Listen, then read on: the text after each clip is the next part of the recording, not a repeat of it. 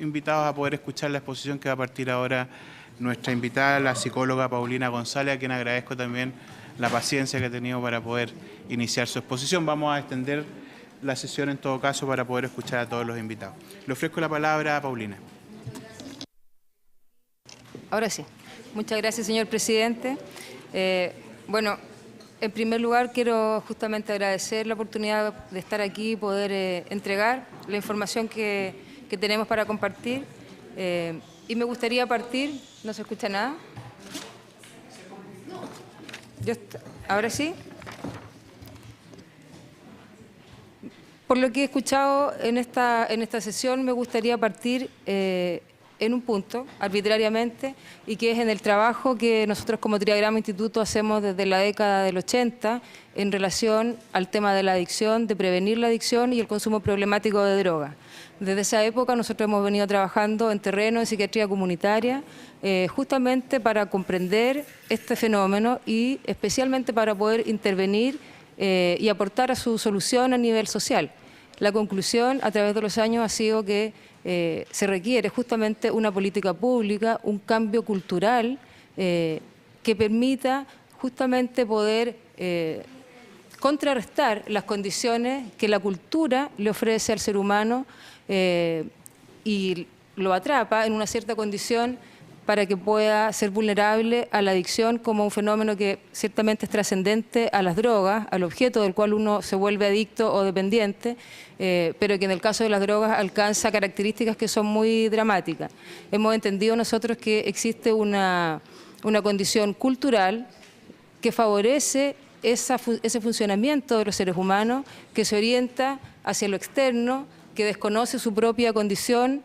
Fundamentalmente hay un desconocimiento que la misma cultura propicia respecto de una dimensión del humano que, estando además contenida en el derecho, es ignorada por las políticas públicas, en este caso referidas a salud, y es ignorada en la convivencia. Y se refiere esta condición a la naturaleza espiritual, esencial, trascendente del ser humano, que es la dimensión donde justamente radica la dignidad y la posibilidad de ser libre y de resistir a las dificultades que la vida nos propone, frente a las cuales las personas pueden sucumbir y caer en estas adicciones a droga o a cualquier otro objeto o situaciones como se ha aquí también mencionado. En ese empeño nosotros hemos trabajado, y lo pongo al comienzo porque justamente es la pregunta que muchos de ustedes se hacen: ¿en qué medida esta ley que se está discutiendo va a contribuir o va a perjudicar esa situación que es la situación de salud pública que preocupa? Entonces, lo pongo al comienzo para mencionar que en ese ejercicio nosotros hemos estado y tuvimos la oportunidad el año 2011 de poder mostrar y de poder incidir culturalmente para que se pudiese desarrollar todo un cambio que hoy día nos tiene en la posición en que estamos. Nosotros el año 2011 nos tocó enfrentar la justicia a propósito de una causa justamente por el cultivo de cannabis que nosotros realizábamos de manera colectiva como una herramienta que a nosotros nos ha permitido, como a muchas otras personas y organizaciones les permite, tener un acceso a nuestra propia identidad más esencial, explorar nuestro mundo interior, explorar nuestras relaciones como equipo de trabajo, desarrollar competencias y en ese sentido cultivamos cannabis y la usamos de manera ritual, responsable, junto con otras plantas también con el mismo propósito. Eso, en ese minuto, el Ministerio Público no lo entendió de esa forma, no lo incorporó de esa forma y imputó al director de nuestra organización, el doctor Milton Flores, por el cargo de cultivo ilegal. Y a partir de esa imputación nosotros tuvimos la oportunidad de mostrar la vulneración que eso significa de los derechos fundamentales de las personas, lo contrario que eso es justamente lo perjudicial que esa estrategia prohibitiva es para el problema que pretende resolver, que es el consumo inapropiado de droga, y pudimos incidir. Yo me quiero saltar ahora al momento presente, que es los fallos que la Corte Suprema ha emitido y que nos muestran una mirada del ser humano y del derecho y de la Ley 20.000, que es lo que nosotros hemos estado promoviendo y que al mismo tiempo es el fundamento de lo que está en los proyectos de ley original. la Corte me absolvió, porque luego de que se imputó al doctor Milton Flores, también yo fui imputada y fui condenada en el año 2015, pero finalmente la Corte Suprema me absolvió, y me absolvió ¿por qué? Porque el ser humano tiene una dimensión espiritual, una dimensión esencial que es trascendente, junto con su dimensión material, pero es esta dimensión más fina de la vida humana la que ha sido protegida por un ordenamiento jurídico que es trascendente a nuestro país. Es un ordenamiento jurídico internacional que tiene que ver con los derechos humanos. Esto, la protección que han hecho los Estados en conjunto desde el año 48 para poder proteger esta naturaleza esencial de la vida humana, que es la piedra angular del Estado de Derecho. Si las personas no tienen libertad, no tienen reconocida de manera efectiva su dignidad, su naturaleza, su identidad más profunda, y por supuesto la soberanía que eso implica y los derechos que emanan de esa naturaleza, no es posible hablar de democracia, pero tampoco es posible hablar de salud. Por lo tanto, eso en el ordenamiento internacional está protegido, y hay una exigencia de los organismos internacionales y de los tratados internacionales de que los países que pertenecen a la comunidad internacional y que se reconocen entre sí incorporen progresivamente todas estas normativas y todo este respeto a sus ordenamientos internos y al ejercicio práctico de la justicia y de las políticas públicas. Eso en nuestra Constitución está incorporado. El artículo 5º de la Constitución establece de manera categórica y muy simple que los derechos esenciales del ser humano son el límite de la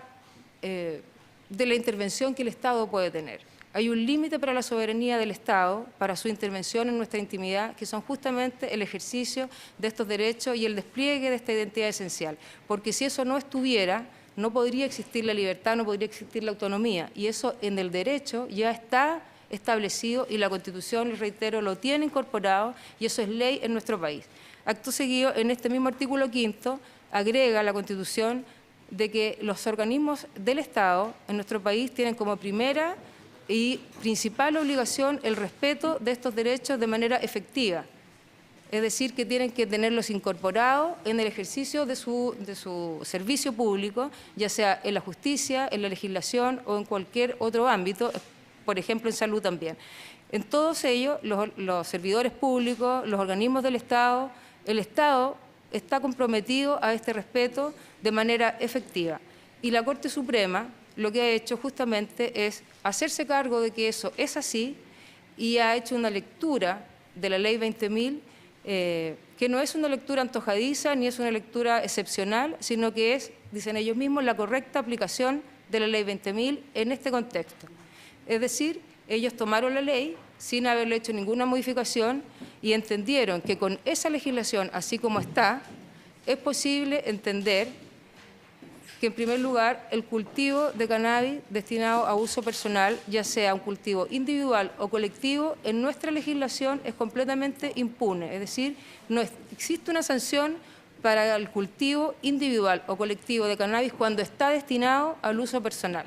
Esa excepción no es solamente referida al cultivo en el artículo 8º, sino que está referida a todas las acciones y a todos los tipos penales que están en la Ley 20.000, contienen esa excepción, porque no es una excepción cualquiera, es la excepción que consagra este derecho en este ámbito. La Ley 20.000 es la ley que persigue el tráfico ilícito de estupefacientes y se hace cargo de que, no obstante esa persecución debe ejercerse de manera firme y concreta, siempre está esta excepción, porque no son las personas que consumen o que cultivan el objeto de esta ley, sino el tráfico ilícito, es decir, el comercio ilegal.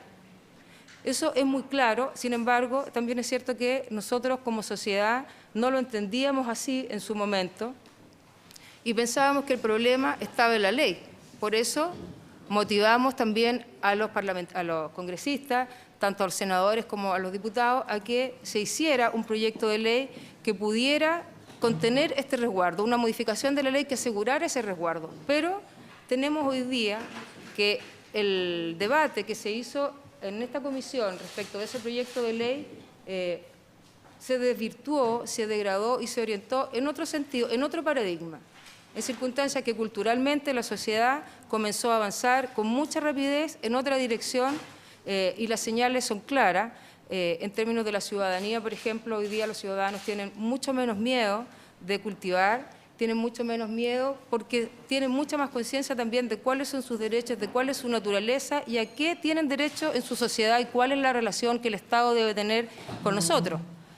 El Estado, dice nuestra Constitución, está al servicio de la persona humana, no nosotros al servicio del Estado. ¿Y qué de la persona humana es aquello que debe recibir la mayor atención del Estado? Es justamente su dimensión más esencial, aquella que lo convierte en alguien propiamente humano y digno. Eso no puede ser soslayado.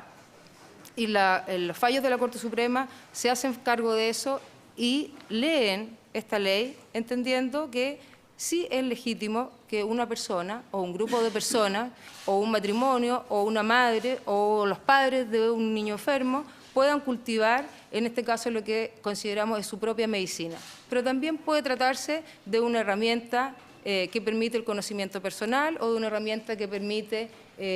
la recreación, que entre paréntesis la recreación es un derecho humano, también está consagrado en los tratados internacionales de derechos humanos, el derecho a la recreación y al uso del tiempo libre. Por lo tanto, este concepto de uso medicinal o uso terapéutico versus el uso recreativo, como si fuese un uso de una segunda categoría, no es tal. Y al mismo tiempo, reducir todo el uso del cannabis a un uso que puede ser medicinal y a un uso lúdico es minimizar un poco las cosas, porque son muchos los usos que se le puede dar al cannabis y todos esos usos en el ámbito de lo personal son perfectamente legítimos, no solamente el lúdico o el hacerse daño, como se menciona, no es ese el punto es que el cannabis es una herramienta y no es en sí misma ni buena ni mala como ninguna sustancia, es un poco infantil e inmaduro a esta altura del siglo XXI, considerar que son las cosas las que tienen ciertos problemas que a nosotros nos afectan, entonces esta cosa es mala y la sacamos de circulación. El problema no está ahí, el problema está y siempre ha estado en las personas y en la capacidad que las personas tienen de poder habilitarse y en las condiciones que la sociedad, la cultura, el Estado les provee para poder habilitarse para enfrentar las distintas situaciones y para poder aprovechar las distintas herramientas. En ese sentido, estos fallos, si bien se ha dicho que nosotros no tenemos una institución que nos permita obligar a partir de un tribunal, del fallo de un tribunal a otros tribunales, el hecho es que la Corte Suprema ha fallado 3 veces en el mismo sentido en cuanto a los cultivadores y ha fallado 2 veces en el mismo sentido en casos de amparo de personas que fueron ilegalmente allanadas en sus casas, pero además de eso nosotros hemos visto en los fallos que han venido a continuación de tribunales orales y de cortes de apelaciones el mismo sentido.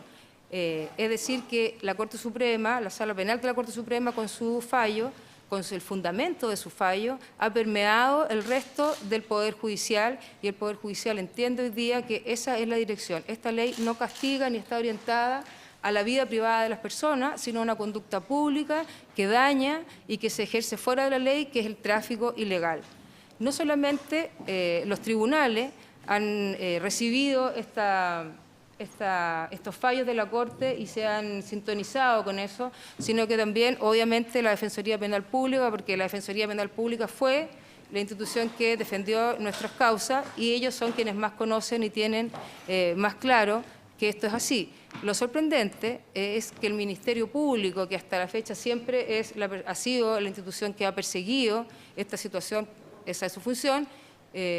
entiende también hoy día que deben reorientar su política persecutoria en esta materia en dirección del gran tráfico y no de las personas. Nosotros hemos conversado ya en 2 oportunidades con el fiscal Luis Toledo, fiscal de drogas, fiscal jefe de drogas a nivel nacional, y con la directora ejecutiva del Ministerio Público, la señora Francisca Ver, que anteriormente fue la jefa de estudio en la Defensoría Penal Pública mientras se desarrollaron estas causas, y ella nos informó que el fiscal nacional, como política de la institución, ha determinado esta dirección. Es decir, tenemos a una sociedad que se destapó, que perdió el temor, que dejó la hipocresía y el prejuicio de lado en un grado superior al que teníamos anteriormente y que está hoy día utilizando de manera responsable y de manera abierta una herramienta como una herramienta medicinal, como una herramienta de conocimiento, como una herramienta social, pero siempre en el ámbito de lo personal y de manera responsable, con mucho menos miedo que antes. Eso en sí mismo ya es efecto saludable, porque mantener una política que en el fondo lo único que hace es promover el prejuicio y la hipocresía, obviamente no puede ser bueno para la salud. Ese cambio cultural, que además se vio tremendamente potenciado por una ola planetaria en relación a divulgar lo que son los beneficios y las bondades terapéuticas del cannabis en muchísimos ámbitos, se volvió algo totalmente incontrarrestable cuando alcanzó la órbita justamente de las mamás que querían ofrecer a sus hijos una alternativa que la ciencia, que la medicina, así como estaba, no estaba ofreciendo. Eso, sumado a este ejercicio que nosotros como institución, como triagrama, hemos realizado en los tribunales de justicia y hemos realizado frente a otros poderes de Estado, como justamente el Poder Legislativo también, para poder sensibilizar y mostrar esta altura de las cosas, durante prácticamente 5 años ya, ha dado todos estos resultados. Entonces tenemos una ciudadanía que está totalmente en otra parada, con otra disposición, pero también tenemos al Poder Judicial que ha entendido que desde el punto de vista jurídico el asunto está completamente zanjado, tanto por nuestra legislación interna como por la legislación internacional referida a derechos humanos, que en el caso de Chile está incorporada a través de la Constitución al ordenamiento interno. Entonces, para nosotros es lo mismo este ordenamiento internacional que el interno porque está incluido. Y en ese sentido, nosotros nos estamos haciendo como país cargo de esa obligación que tiene el Estado de proteger a la persona y de permitir y favorecer el desarrollo de su identidad más esencial en este espacio que es personal, que es íntimo, donde hay libre albedrío y a lo mejor las personas harán cosas que uno no haría o que tal vez eventualmente esas mismas personas decían en otro momento que ya no las quieren hacer. Pero ese espacio de libertad no puede ser bajo ningún punto de vista controvertido, ni mucho menos sancionado de manera penal como había estado siendo hasta ahora, al menos en nuestro país y en muchas partes es así porque las personas no tienen suficiente noción de cuál es su identidad esencial, cuáles son sus facultades y cuál es la relación y el respeto que el Estado nos debe. Tener hoy día al Poder Judicial, al Ministerio Público, a la Defensoría Penal Pública, y entendamos que la Defensoría Penal Pública pertenece en este minuto al Poder Ejecutivo, alineado con un razonamiento que es netamente jurídico, es decir, que está totalmente ajustado a la ley y al derecho hoy día vigente, es algo muy relevante y que creo que es necesario reconocer que ese fundamento es exactamente el mismo fundamento que tienen estos proyectos de ley que hoy día se están discutiendo en esta comisión en su sentido original, no lo que hoy día ha ido quedando en términos de las indicaciones y en lo que se fue transformando, porque la discusión descendió. Y nosotros lo entendemos, porque lo que se está proponiendo aquí no es una cosa cosmética, no es un cambio menor, es un cambio cultural, es un cambio de perspectiva, es un cambio paradigmático. Es decir, hay una manera de abordar la situación totalmente diferente, desde otro enfoque. Por lo tanto, es natural que se produzcan estas confusiones y en términos de la discusión que aquí se ha llevado, se ha desviado hacia un lado que si hoy día se aprobara, así tal como está la ley, en realidad se estaría creando un delito que hoy día nos damos cuenta que no existe. El delito de cultivo ilegal en el caso de las personas no existe. El cultivo y el uso personal de cannabis en Chile, nuestra legislación no lo ha sancionado y no lo ha sancionado, insisto, porque se ha resguardado este espacio de soberanía. Si se aprobara lo que ustedes hoy día están arribando, sería crear un delito que no existe y sí se comenzaría a penalizar algo que en realidad no está penalizado, aunque ha costado mucho que eso pueda ser efectivo y ha sido a través de la lucha de las personas que se han defendido en tribunales y las personas que han superado su miedo y se han transparentado ante la sociedad que esto ha ido modificándose. Entonces, el estado actual del proyecto de ley